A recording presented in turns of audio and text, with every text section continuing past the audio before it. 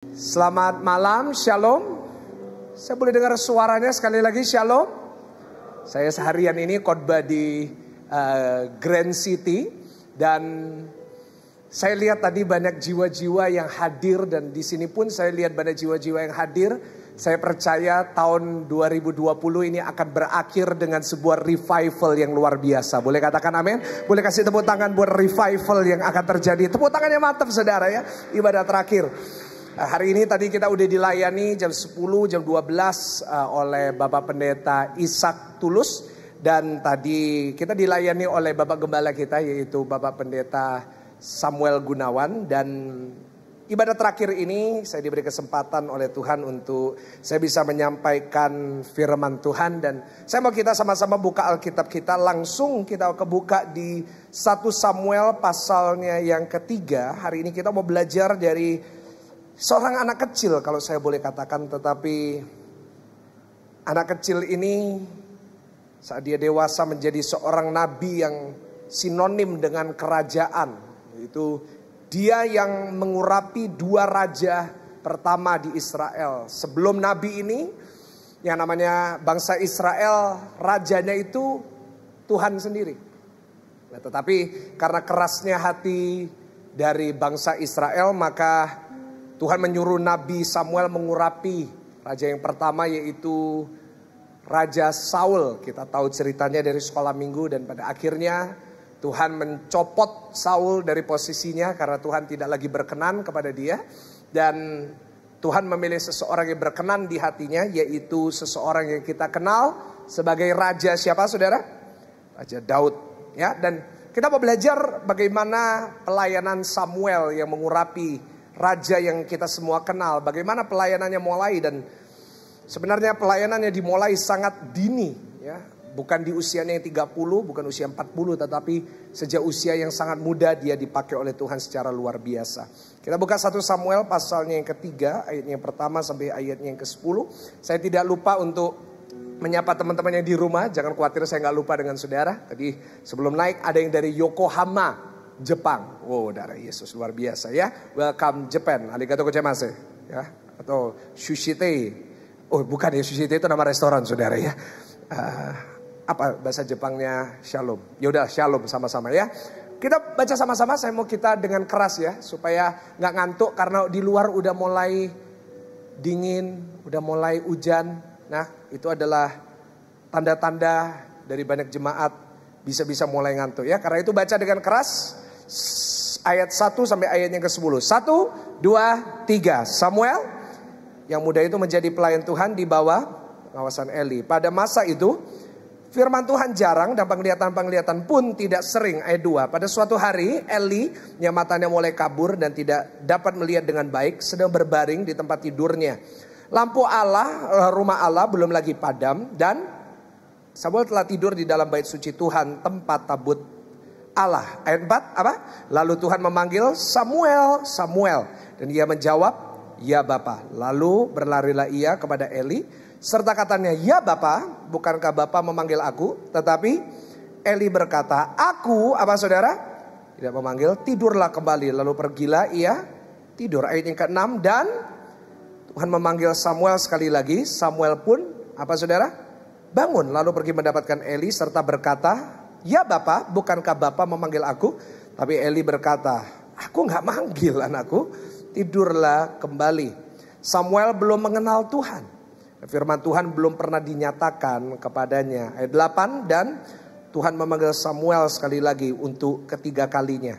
Ia pun bangun lalu pergi mendapatkan Eli serta katanya, ya Bapa, bukankah Bapa memanggil aku? Lalu mengertilah Eli bahwa Tuhanlah yang memanggil anak itu.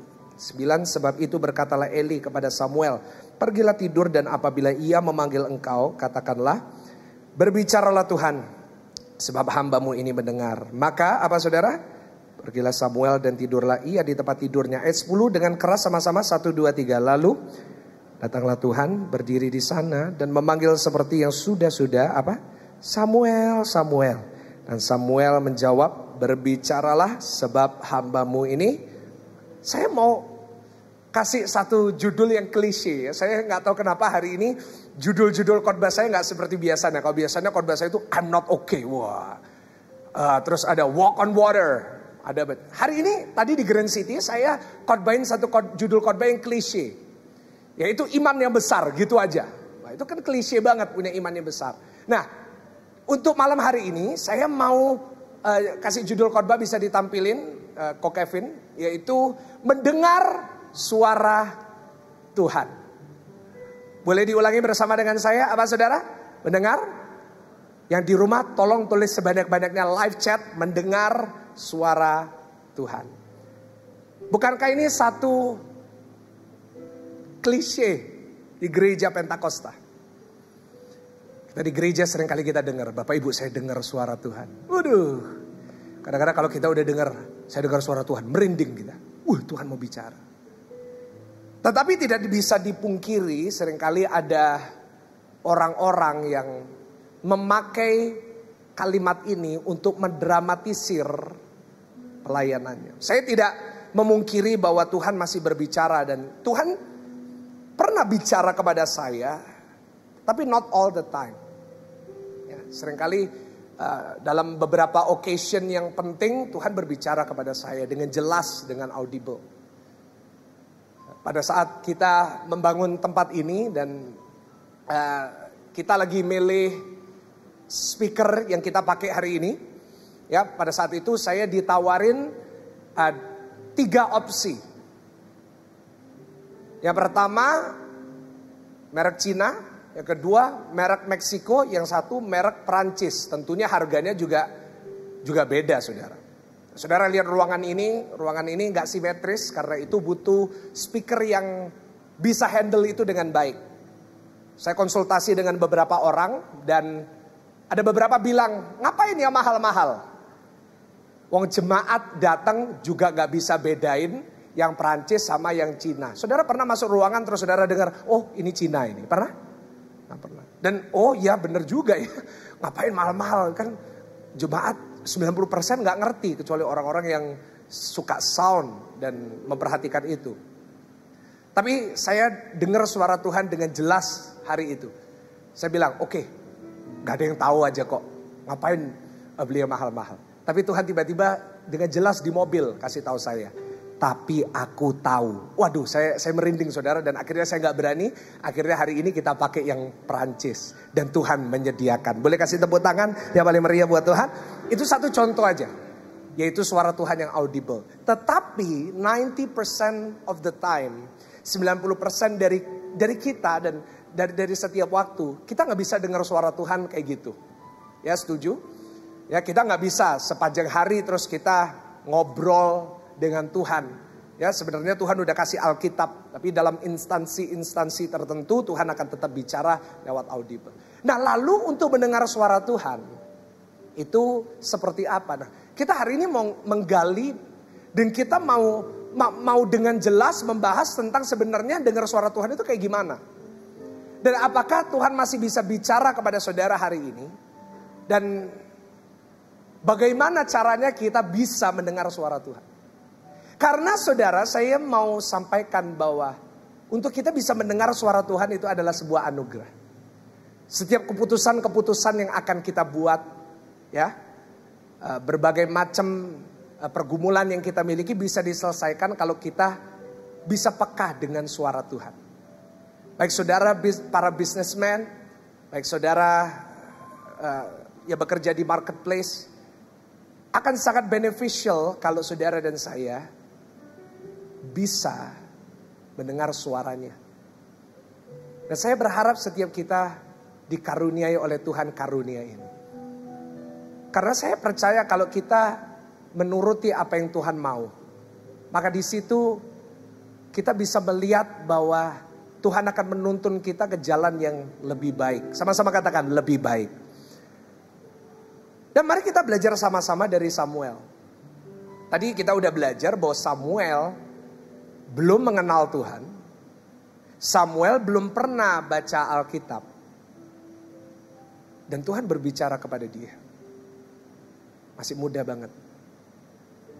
Nah, hari ini saya mau ajak saudara belajar dari Samuel. kenapa sih Tuhan ini milih Samuel? Ya kan? Kenapa sih Tuhan ini lihat Samuel seorang pelayan di gereja, dia bukan anaknya orang kaya. Dia seorang yang masih muda, masih kecil, diserahkan oleh Ibu Hana ke gereja, ke bait Allah. Dan dia bekerja di situ mungkin untuk bersih-bersih ruangan, ya kan? Kenapa dia? Ada apa tentang Samuel yang membuat Tuhan mau bicara dengan dia? Dan saya berdoa setiap saudara, Tuhan juga mau bicara kepada saudara. Boleh katakan amin saudara? Yang pertama kita belajar 2 poin secara cepat. Kita baca sama-sama sekali lagi dari 1 Samuel pasal yang ketiga, ayatnya yang ke-9. Sama-sama 1 Samuel pasalnya ketiga, ayatnya yang ke-9. Dikatakan sebab itu berkatalah Eli kepada Samuel, pergilah tidur dan apabila ia memanggil engkau katakanlah. Boleh baca sama-sama dengan saya apa saudara? Bicaralah Tuhan sebab hambamu ini apa? Mendengar. Maka pergilah Samuel dan tidurlah ia di tempat tidurnya. Saya mau tanya, Samuel tadi dipanggil berapa kali? 3. Dan 3-tiganya dia meresponi. Dan saudara saya temukan kalau saudara dan saya mau Tuhan bicara kepada kita, ada 2 pertanyaan yang harus kita selesaikan. Yaitu yang pertama saya tulis di slide, saudara bisa lihat di screen saudara. Pertanyaannya pertama adalah, are you listening? Apakah engkau mendengar? Saudara yang di rumah boleh tulis di live chat, mendengar. Yang di sini saudara boleh bantu saya tepuk dada saudara, katakan mendengar. Ya, sekarang udah gak boleh salaman, tepuk dada. Are you listening? Coba kita tanya dan jawab di dalam hati. Are we listening? Dan saya bukan hanya bicara tentang mendengar. Saya yakin banyak dari saudara sedang lihat wajah saya. Saya bisa lihat setiap mata saudara, dari yang paling belakang yang pakai baju merah, pakai masker baju biru, pakai masker hitam, pakai batik, pakai masker warna hijau. Saya bisa lihat semua. Saya bisa lihat wajah. Dan saya tahu orang yang mendengar atau tidak, orang yang main HP atau tidak, saya bisa lihat. Dan saya bukan bicara tentang itu. Tapi setidaknya itu adalah awal yang baik, di mana saudara waktu ibadah ya hanya 1 jam lebih ya. Let's make time for God ya. Sudah 1 minggu kita sungguh-sungguh. Saya katakan 1 minggu kita udah sungguh-sungguh dengan WA dan Instagram. Hari ini ayo kita sungguh-sungguh dengan Tuhan. Nah, tapi listening yang saya maksud adalah, are you really listening? Maka saudara benar-benar mendengar apa yang Tuhan mau, bukan mendengar apa yang saudara mau. Kadang-kadang saya lihat dari pengalaman saya khotbah di atas mimbar ini, jemaat akan mendengar yang mereka mau. Saat saya mulai cerita pengalaman, kesaksian, jemaat akan taruh HP-nya. Tapi saat udah mulai poin, mereka akan taruh HP-nya. Kadang-kadang kita ke gereja, kita suka milih-milih yang pendeta ngomong. Oh, kalau ini aku mau dengar, kalau ini males. Nah, are you really listening? Nah, saudara, saya temukan bahwa masalah kita di generasi ini, baik millennials yang muda. By the way, saudara tahu millennials itu sebenarnya lahir dari tahun 81 sampai 96. Bukan yang 2000-an. 2000-an itu Gen Z. Ya, kita harus lurusin definisinya. Saya tahu karena tesis MTH saya tentang itu juga. Ya, millennials, saudara yang tahun 80 sampai 90. Baik, saudara dari yang paling muda sekarang Gen Z, ya, anak-anak muda saya lihat di sebelah kiri, sebelah kanan ada. Baik, saudara udah senior, saya gak boleh ngomong tua. Tua itu culturally kurang bagus ya, udah senior. Kita ini zaman sekarang paling sulit untuk dengar. Saya kasih contoh, di meja makan kita boleh ngobrol tentang apapun, kadang-kadang gak nyambung. Berapa kali saudara di meja makan lagi ngobrol sekeluarga, ngobrolannya gak pernah nyambung. Kenapa? Anaknya lagi cerita. Iya. Terus, ya apa-apa? Hah? Ya apa-apa? Nah, kan gitu saudara. Oh, dan itu tidak hanya mempengaruhi saudara, itu juga mempengaruhi saya. Pendeta juga manusia. Dan seringkali yang ada di pocket kita ini, itu kayak manggil kita. Come on, open me, open. Saudara ngerasa gak sekarang saudara lagi dengerin saya? kantong saudara ini seperti ada satu tekanan. Ayo pegang aku, buka aku. Ada notifikasi baru, ada chat baru, ada like baru. Kan gitu. Dan itu membuat kita ini sulit untuk mendengar. Karena itu tidak heran hari-hari ini komunikasi orang tua dengan anak gak bagus. Kenapa? Kelihatannya lagi bicara. Tapi sebenarnya gak saling mendengar. Banyak orang datang ke gereja, pulang. Begitu bau daging yakiniku. Khotbah poin 1 pun lupa saudara. Kenapa? Kita gak benar-benar mendengar. Ada yang lihat wajah saya, kok mirip Aquaman ya brewoknya ya. Tapi kok sipit.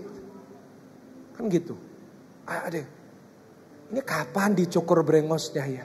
Ada yang ngomong gitu. Ada yang pulang dengan jelas ngomong gitu sama saya. Tapi kalau saya tumbuhin ini terus, Natal hemat. Gak perlu cari Santa Claus saudara. Just joking ya. Sulit ya bagi kita untuk dengar. Kita ini lebih, zaman sekarang ini lebih pintar baca dan bicara. Kita kalau baca pinter. Kalau kita bicara sama orang, ngasih tahu orang, ngomentari orang, bahasa anak-anak muda sekarang, julid, gampang, ngerasani orang, luar biasa. Saya tuh ketemu dengan ahli-ahli ngerasani, banyak banget. Kalau ketemu, kamu tahu gak? Biasa kalau saudara ketemu orang, kamu tahu. Nah itu, udah mulai. Kita begitu pintar berbicara, kita begitu pintar membaca.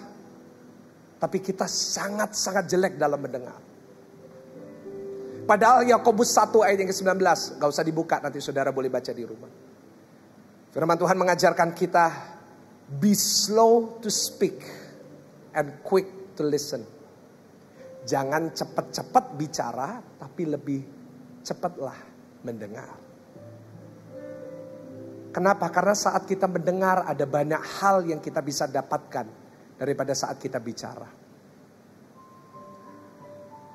Banyak orang-orang kuliah sarjana ekonomi, tapi setelah lulus ditanyain tentang ekonomi, banyak yang gak jelas. Ya itu. Kenapa? Kuliah boleh 60 jam, tapi gak benar-benar mendengar. Yang tertawa pasti pengalaman atau korban saudara ya. Pertanyaannya sederhana, are we really listening to God? Apakah kita ini benar-benar dengar Tuhan? Atau enggak? Saudara, saya khotbah 3 minggu yang lalu tentang walk on water, berjalan di atas air. Saya khotbahin kenapa sih Petrus bisa berani berjalan di atas air. Karena dia kenal suara Tuhan. Di tengah badai gak bisa lihat Bapak Ibu. Saudara, tadi saya perjalanan ke Grand City, itu hujannya deras banget. Saya gak bisa lihat di depan. Nah badai lebih parah dari itu. Air downpouring. Gak bisa lihat Yesus. Yang bisa membuat Petrus berani adalah saat dia kenali suara Yesus. Yesus hanya perlu berkata, come, sini. Dia udah tahu, ini pasti Yesus. Saudara, orang yang kenal suara Tuhan gak perlu lihat. Dia udah bisa percaya. Boleh katakan amin saudara?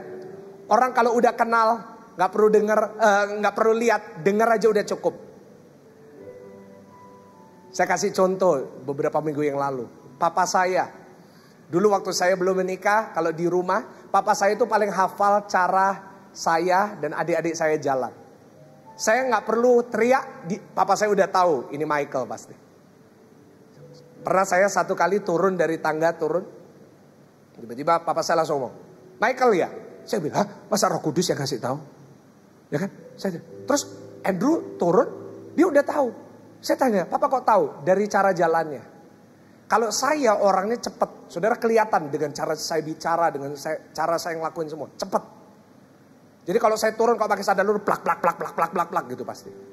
Kalau adik saya lain, yang Andrew, Pastor Dr. Andrew, lebih nyantai, lebih cool, plak. Kalau adik saya paling kecil, gak ada suaranya, udah tiba-tiba sampai di bawah. Dari cara ketoknya aja, dengar udah kenal. Kalau orang bener kenal, kalau orang bener-bener dengerin, dari cara ketok udah. Kalau Michael Gunawan yang ketok pasti, cepet, ada ketukannya, 120 BPM. Kalau Andrew, takut ada yang tidur. Kalau Michael nggak ngurus, pokoknya harus sampein. Yang paling lucu adik saya paling kecil, ya, yang biasanya WL kalau youth, nggak ngetok, nunggu di depan pintu. Terus dibuka, lu kamu iya udah dari tadi, takut bangunin. Lu gini, orang kalau udah kenal, dengar aja udah cukup. Tapi masalahnya banyak dari kita hari ini selalu berkata, saya gak bisa dengar suara Tuhan. Suara Tuhan gimana? Karena kita sebenarnya gak kenal sama Tuhan. Samuel itu dipanggil 3 kali.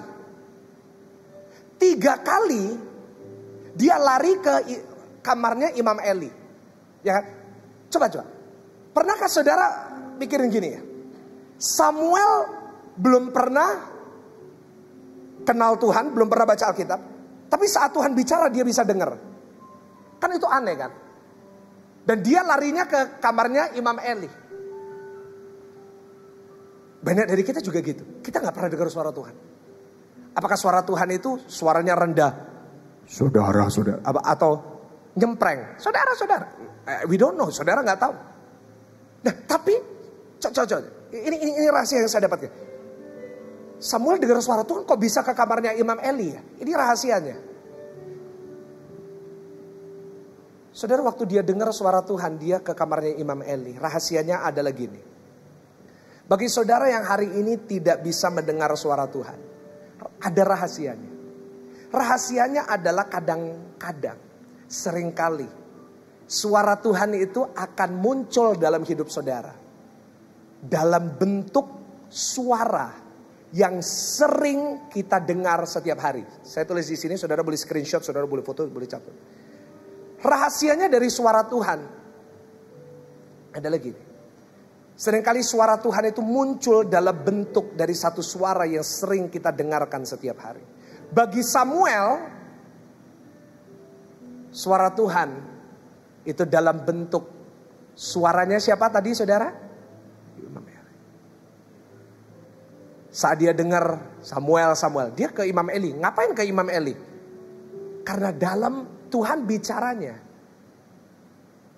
pakai suara Imam Eli. Itulah rahasia kenapa kita ini tidak bisa dengar suara Tuhan. Karena seringkali kita suka ngeremehin perkataan orang-orang di sekitar kita. Saudara, Tuhan bicara kepada kita. Seringkali lewat suara-suara yang kita dengar setiap hari. Contoh yang paling gampang. Pak, Tuhan bicara lewat istrinya Bapak. Boleh katakan amin? Saya mulai lihat ada yang mulai sikut-sikutan. Itu loh rungokno pendeta. Bu. Kadang-kadang Tuhan itu bicara lewat mertuanya ibu. Oh, darah Yesus udah berubah wajahnya, saudara lihat saya. Pak pendeta gak mungkin pak, itu jelmaan iblis. Oh, darah Yesus jangan seperti itu bu ya. Loh, tapi this is serious. Ini sederhananya kayak gitu. Anak-anak muda, kita sesama anak muda ya. Tuhan paling sering bicara kepada kamu lewat orang tua. Udah mulai sunyi senyap di sini. Karena ini sesuatu yang kita gak mau dengar. Kita sukanya Tuhan itu supranatural kan. Herman. Gak ada kayak gitu. Robi, Bambang, gak ada. Kalau saudara mau saya rekamin suara tadi. Supaya saudara lebih mantap. Tapi Tuhan kadang-kadang gak bicara pakai itu. Bapak Ibu, Tuhan itu bicara paling sering lewat orang-orang yang terdekat dengan saudara. Kita gak pernah dengar, kenapa? Karena kita ngeremehin. Suami-suami ngeremehin kata-katanya istri. Kamu tuh wanita, ngerti apa? Kamu S berapa? Aku S3, kamu S3 juga, tapi SD, SMP, SMA. Banyak lulusan SMA jadi miliarder, banyak S3. 100 juta aja gak punya. Karena itu jangan remehin. Orang anak-anak muda zaman sekarang paling sering gitu. Papa mama ngerti apa sih? Ini zamannya udah lain. Papa mama WA aja gak bisa, Zoom aja gak bisa mau ngomongin aku. Ih, siapa papa mama lebih pintar Google.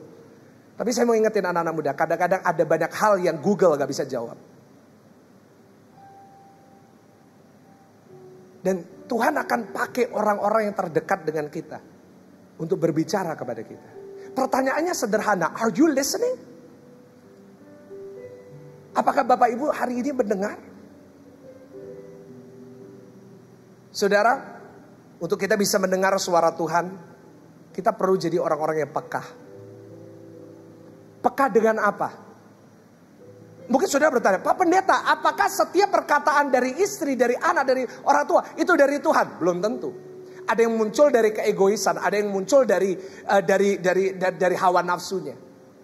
Karena itu Tuhan, yang pertama, Tuhan bicara lewat orang-orang terdekat. Tapi untuk saudara bisa tahu apakah itu suara dari Tuhan atau tidak, saudara dan saya perlu yang namanya kepekaan akan suara Roh Kudus. Sekali lagi saya udah tulis di slide itu, yaitu saudara dan saya butuh kepekaan akan suara Roh Kudus. Boleh katakan amin saudara?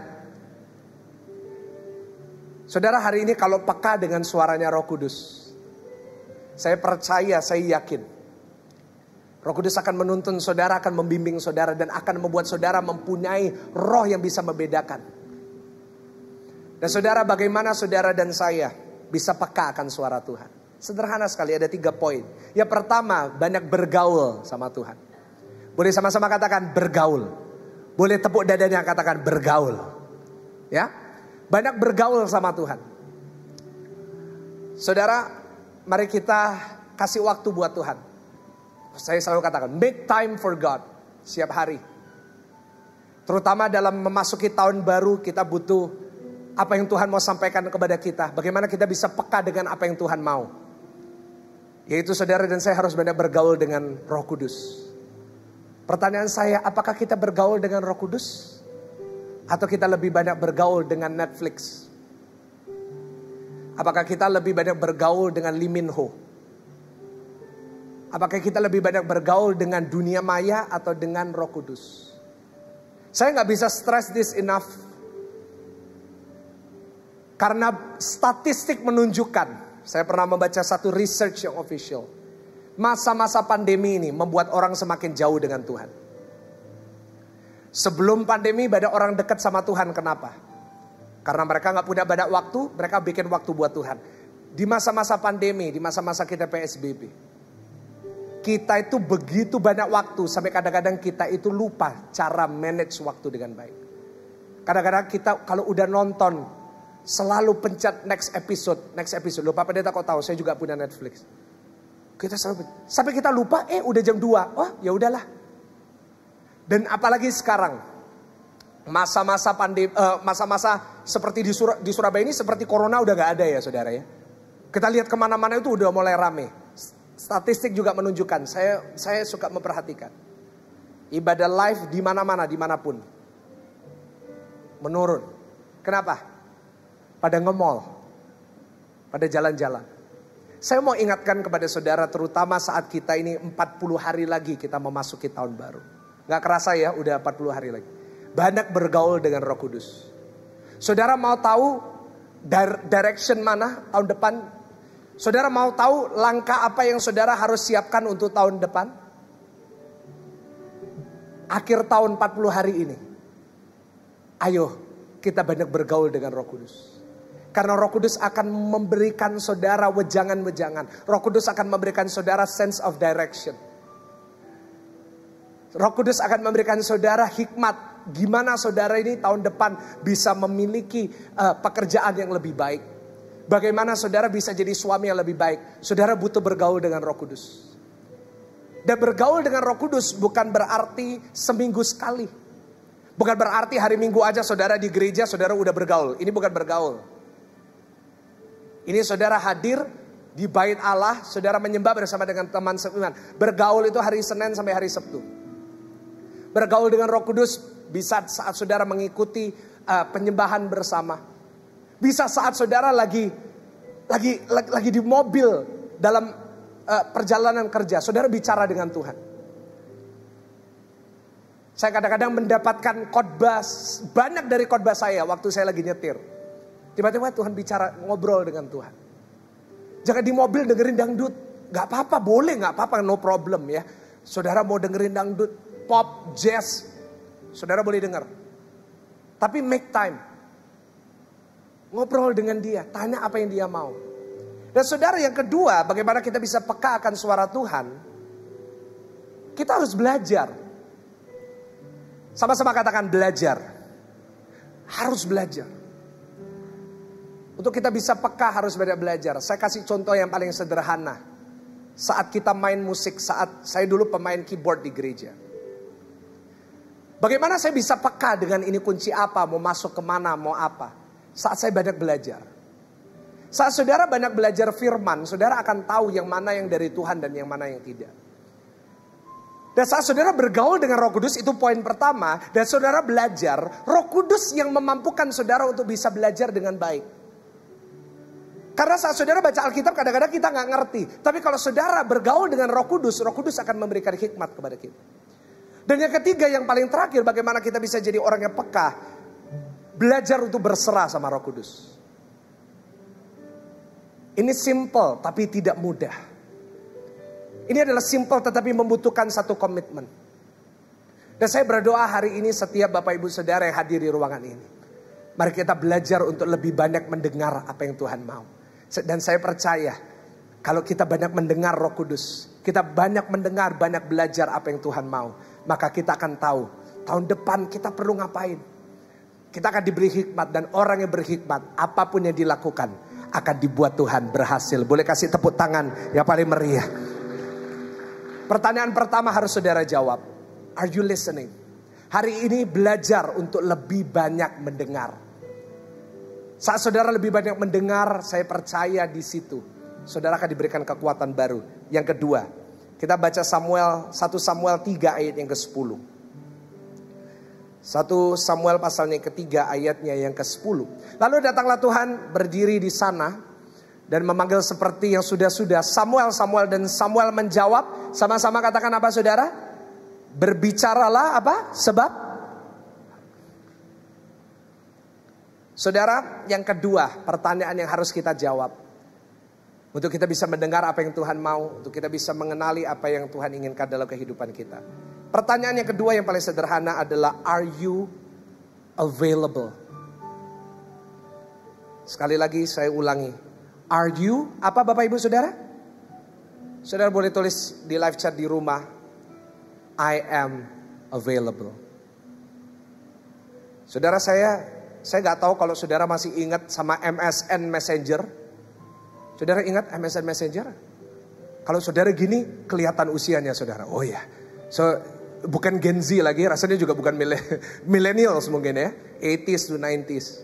Wah, kita dulu apapun MSN Messenger ada nudge itu. Kita pencet satu screen gerak gitu kan. Atau mungkin kalau saudara lebih senior AOL. Atau lebih baru lagi BlackBerry. Di statusnya selalu ada available. Kalau enggak, not available. Ini penting banget loh. Sebagai orang Kristen, kita menjadi orang-orang Kristen yang available. Pertanyaan saya buat saudara, dan hanya saudara bisa jawab 2 pertanyaan sederhana. Are you listening to him? Lebih banyak kita dengerin dunia atau dengerin Tuhan. Yang kedua, are you available? Saudara, di ayat 5, 6, 8, gak usah dibuka, nanti saudara bisa lihat di rumah. Ada satu kalimat yang selalu dipakai Samuel saat dia menjawab suara Tuhan. Yaitu satu kata yang saya tulis di screen. Here I am.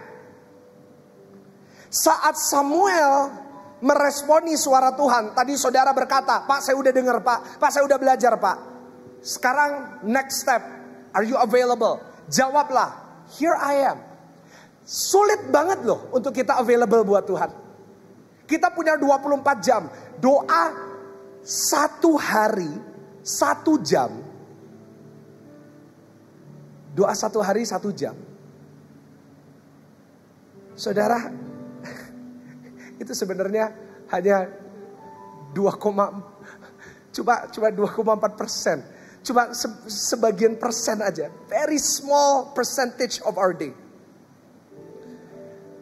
Tapi kita lebih punya waktu sepedaan daripada sama Tuhan.